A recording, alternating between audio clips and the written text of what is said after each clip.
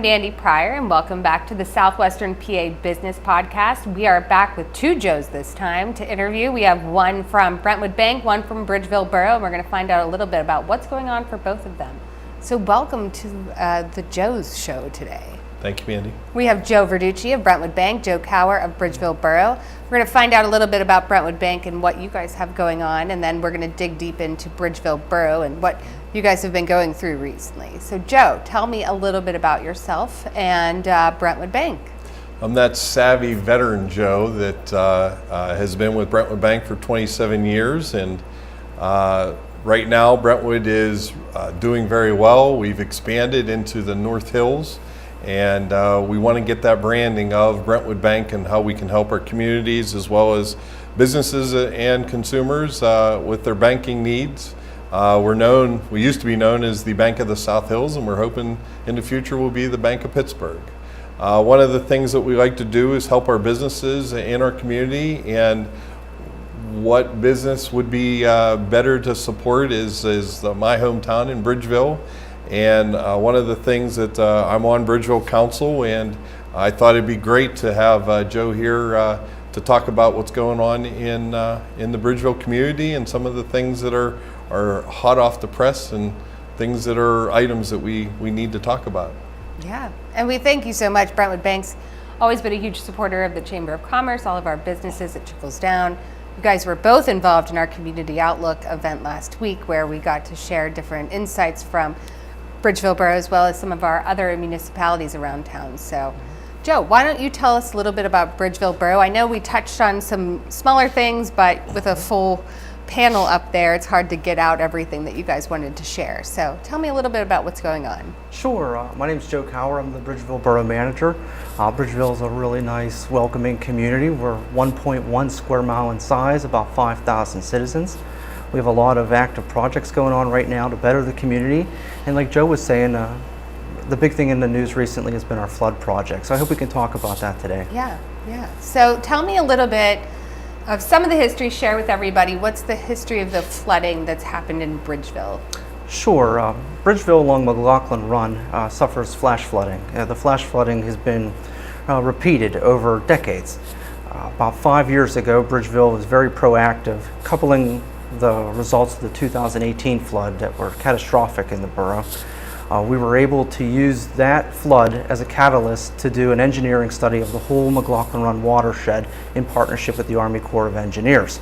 With that study, a plan was put together with community input on how can we mitigate these floods, how can we better protect the properties that are here and better serve the community. With that, the McLaughlin Run Flood Control Project was born. It's a 4-phase project that plans to build essentially a levee system along McLaughlin Run within the heart of Bridgeville. Phase 1 is where we're starting. It starts at the back channel of Chartiers Creek, so the local people would know right behind the roller skating rink up to the Dairy Delight. So along Carroll Avenue is Phase 1. The Phase 1 limits is estimated to cost $7 million. It consults building a levee, a pumping system, and some stormwater improvements. With that, we were able to get a $5.3 million FEMA grant 20 months ago. That FEMA grant is 70% of the cost for the project. We were very excited to get that funding because along with that, we were able to secure all the easements from property owners, get all the permits necessary for the construction of the project, which included permits from the Army Corps of Engineers and the DEP. During that 20 months, FEMA was putting the borough through enormous technical and environmental reviews, which is their job, but those bureaucratic steps drug out the time that they would tell us to go. In that time period, administrations changed and some funding protocols from the federal government changed. So we were told back on April 4th that our FEMA grant that was awarded to us was canceled, essentially taken back. Which is just devastating. It is, because it puts us back at the starting line of raising the money. Also, it cost $200,000 and a ton of his time to be able to get all of that stuff done for the DEP to sign off and then to FEMA to give us the funds. So that was very critical, and that's a lot of taxpayer money that right now we're just sitting here now what? And now you have all this stuff that goes nowhere. Not necessarily. We're very hopeful that, one, that we can get FEMA to reconsider that decision. That's where we're at today. But if that can't come about, we're going to have to find an alternative way to phase this so that it can be built. We're not going to give up. We're going to have to find an alternative way to make this happen. Well, and I can't believe that was 2018 was the last time the major flooding happened in Bridgeville. No. Or when was the last one? April of last year. We're flooded almost annually, to be honest with you. The last severe flood was it June of 2018. But we've had minor floods since then. I'm trying to think back on the one that, it must have been 2018. Yeah. Correct. I mean, I've been with the chamber. I think that was, Yeah. my gosh, I've been with Well, the chamber a unfortunately, while. there was the death of Yeah. a person from St. Clair, and Yes, all I of think the that was flooding 2018. that pretty much, it took weeks, if not longer. I mean, it to- was to horrible. recover. And I remember myself running around and trying to going to the Dollar General and getting stuff for the Bethany that was collecting. And we did, the chamber hosted funding, or we were trying to do a GoFundMe for everybody. So it was a big group effort to reopen, and you guys lost a lot of businesses, and homes were devastated, and some of those businesses never came back. So it's an ongoing problem that nobody's just going to use that street. I mean, if it's not fixed or...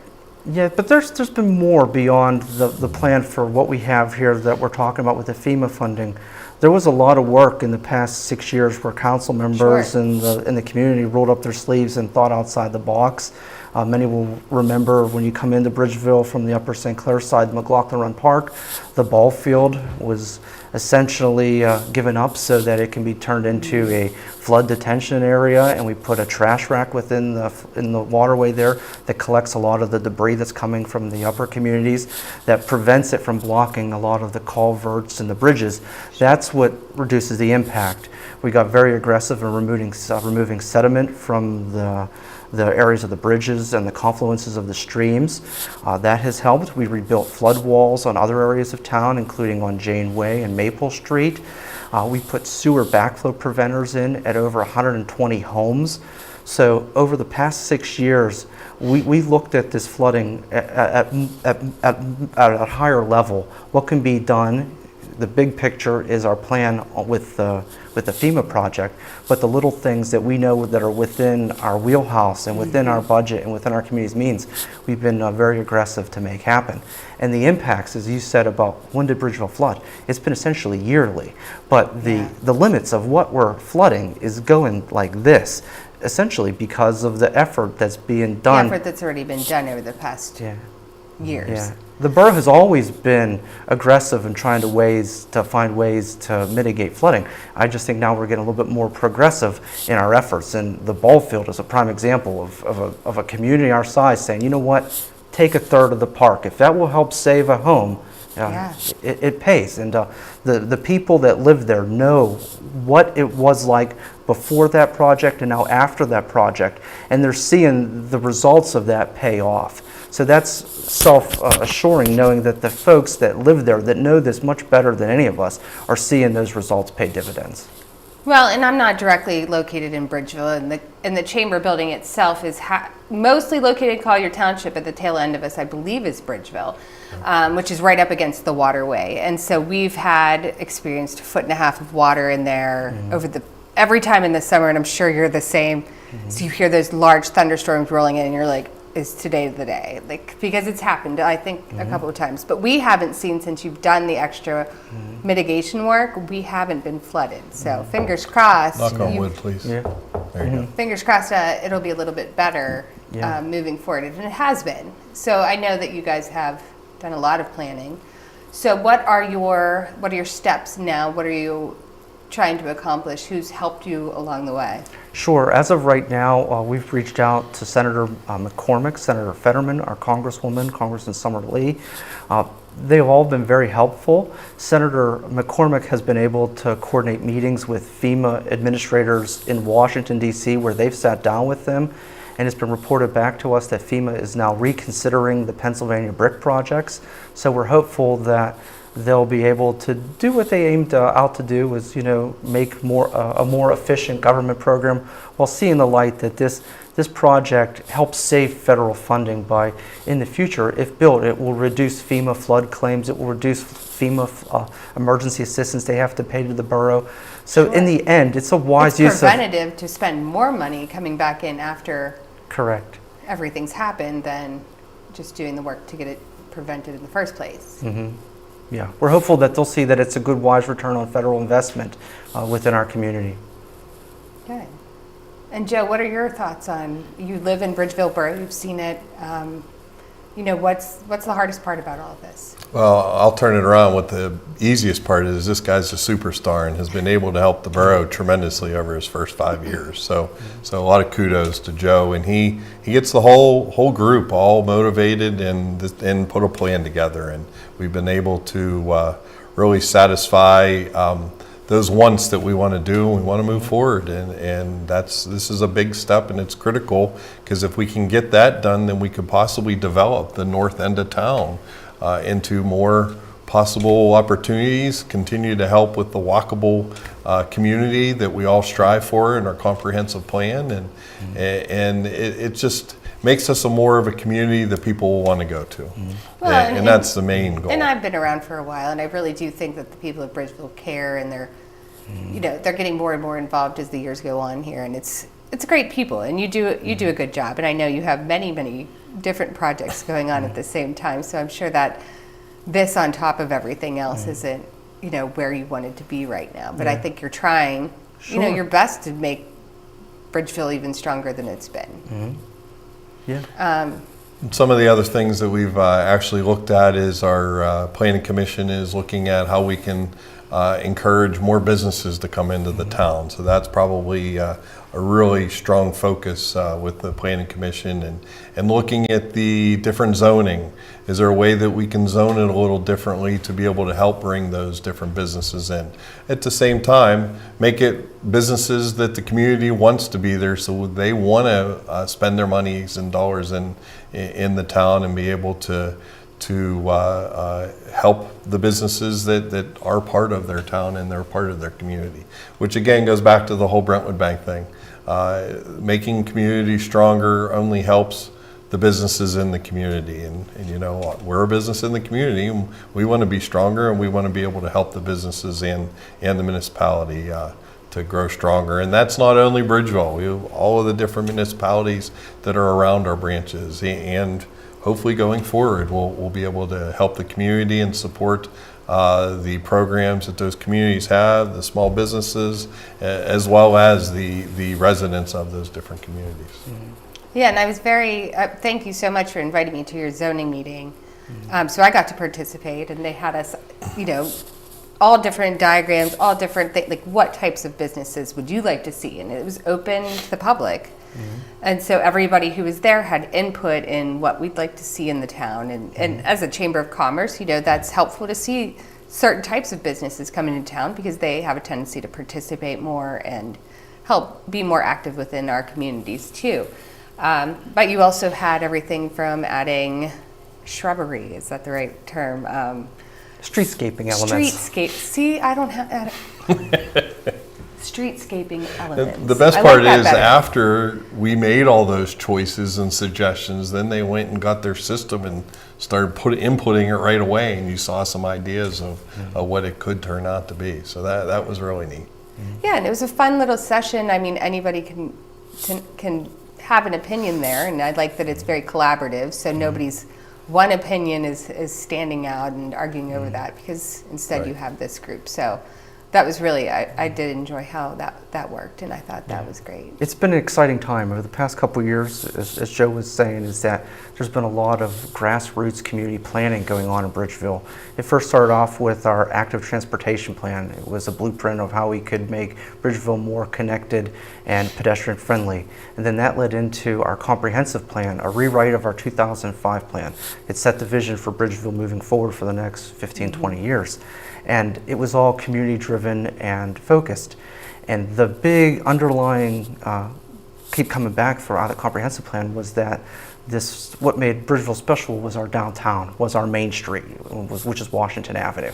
So when we had you at our zoning meeting, we're trying to find ways to make Washington Avenue a more healthier main street so that we attract the right businesses that has a ripple effect within the whole community. We understand and value what Washington Avenue means to us. That is our face. That's your main street is your face, and we want to celebrate that, and because that's what makes us unique. The historical character of Washington Avenue is what makes Bridgeville special. This Monday is our Memorial Day parade at 10 o'clock, and it parades down Washington Avenue, and that's been going on for almost 100 years, and it goes to Melrose Cemetery. And then we celebrate all things Bridgeville in the heart of Bridgeville, and we shut down Washington Avenue on Saturday, June 14th from 11 to 5. We have live music. It's the biggest event that we've ever had. We have now almost 140 vendors. It's 40 more vendors than we had last year. We found more space, moved things around, so it should be a really fun day to celebrate everything that makes Bridgeville special. Especially at noon. At noon, am I the only girl again? No, we're recruiting others. Wow. Yeah, Wow. no commitments yet. I had Skylar once, my past intern, yeah. so. But I'll be in the dunk tank again. I'm hoping for a warm morning. I think Well, that's why you moved it last back year it to was noon. nice and hot. It wasn't, and I was in, I think, later on, which is kind of grosser, but like at least it was warm. This year, I think the year before that, it was cold. Yeah. I mean, I wish I was Rocco, wearing he like a was freezing. scuba suit Yep. that day. Yeah. It was that cold. I mean, like cold meaning like 65 out, which is pleasant for everybody walking around, but for me, freezing. Well, remember, the water came from the fire hydrant too. Yeah, yeah. It takes like a whole day. You should fill it the day before for me. But no, we're I'm gonna come excited. bring a water heater. Yeah.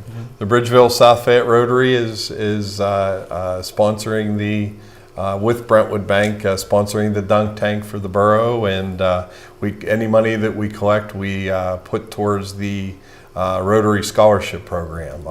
We're really excited about that. This last year, we actually started a program where, in addition to the 2 scholarships we give a student at Char Valley and the 2 scholarships we give to South Fayette, we decided to create a new one, and it's a technical school scholarship for anybody that's going into any blue collar program.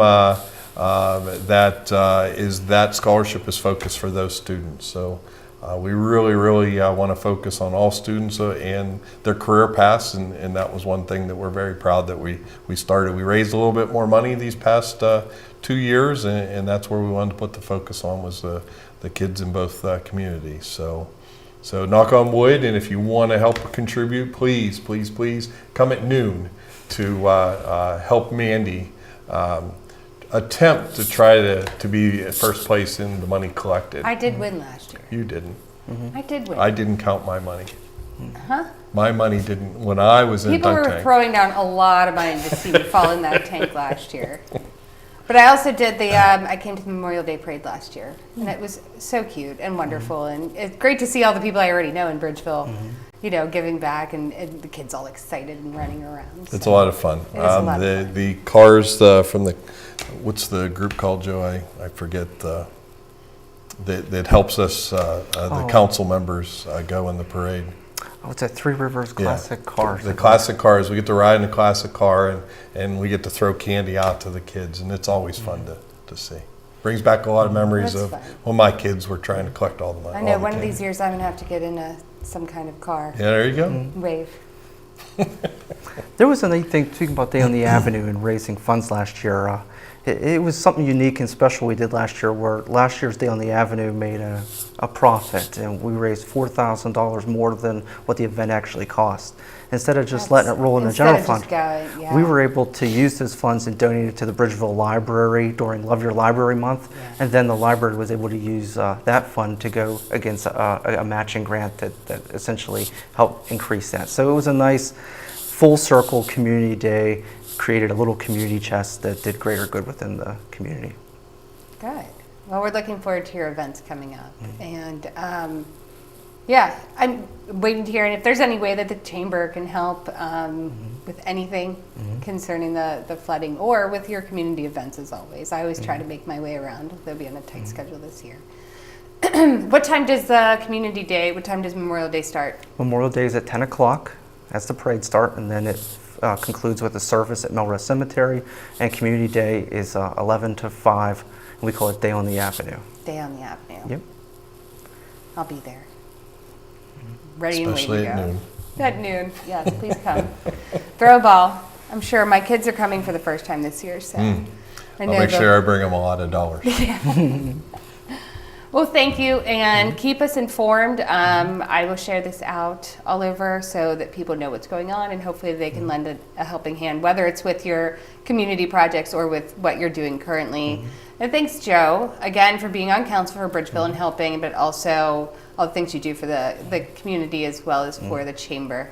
Same with you. Thank you both. Thank you. Thanks for Thanks for having coming us. on Yes. today. So thank you for watching this episode of the Southwestern PA Business Podcast. Don't forget our golf outing is coming up June 27th. Our early bird ends May 31st. And you can find more information on our website, southwestregionalchamber.org. Thanks to Joe and Joe for coming on today. And we'll see you at the next episode.